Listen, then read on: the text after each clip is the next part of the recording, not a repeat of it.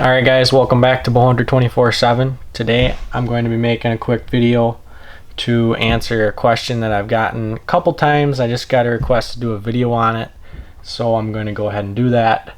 This is going to be how I build my gold tip Pierce Platinums. So to start, I cut them to length. I start by cutting 1 inch off the back and then the rest off the front. Square both ends. I've already done that. I get these cut and square them elsewhere because I don't have a saw here. So yeah, so to start out, this is the insert for these arrows. It's a half in, half out type deal. And then what I do, I started one year with no extra weight in the front. Last year I shot 40 extra grains of weight, and this year I'm going to try 20 right in the middle, just because I want to get a little more speed because I'm going antelope hunting in August. But basically, Gold Tip sells these little weights. You can get them in 10 or 20 grain increments, and they screw right into the back of your insert. So just to save time, I like to put in the amount of weight that I'm going with and then glue the insert in from there. Otherwise, if you want to access the weights from the back end of the arrow after the inserts are glued in, you have to get this long Allen wrench, and you can take weights in and out that way. But anyways, I have all mine set up, all my inserts set up with the 20 extra grains in the back right now. So we'll go ahead and put one together here. I don't use anything special, just some AAE Max Bond for glue. Put it around the back side of the insert so that as it gets seated into the arrow, it pushes it all the way over and up to the front.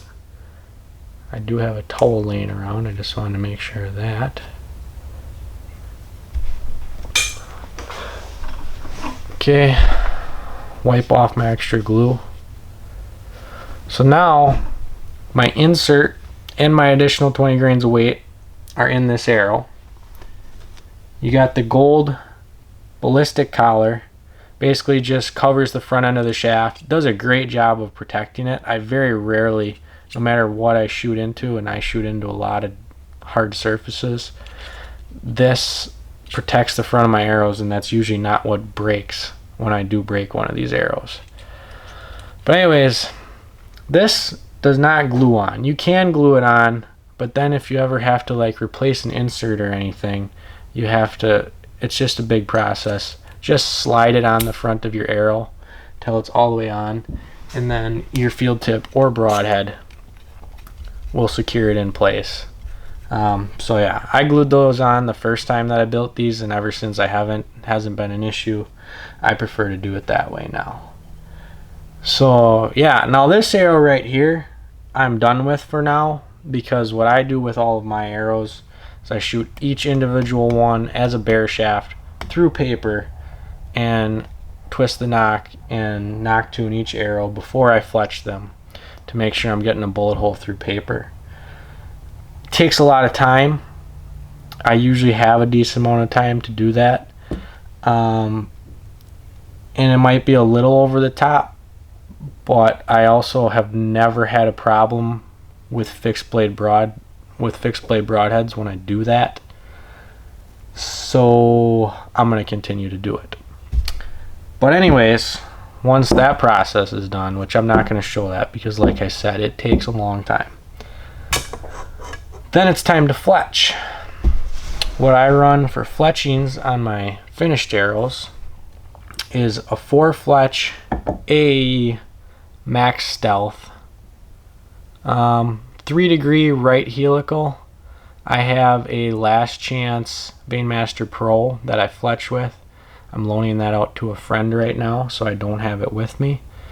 But basically just follow any of like John Dudley's or the AAE, what they recommend, from the wipes to the primer pen to the glue. I do it all. It works great.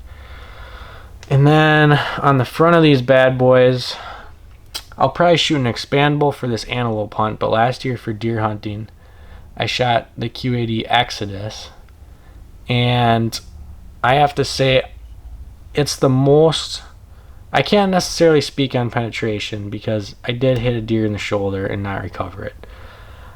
But as far as long range fixed blade broadhead flight, it is the best broadhead that I've tried. Because it has such a short ferrule, it doesn't stick off the end of this arrow any further than a field tip does. So for that reason, I like these broadheads. I mean, obviously if you hit them where you're supposed to, not going to be an issue with penetration, but on the one shoulder shot, I didn't have. So yeah, that is how I build my gold tip Pierce Platinums. I know it was kind of just me talking, not really showing how I do all of this, but I just wanted to answer a couple questions about that. If you have any more questions about these arrows, leave them in the comments. I've been shooting them for a long time. I've had really good luck with them. So yeah, I can answer pretty much any question about them. Thanks for watching.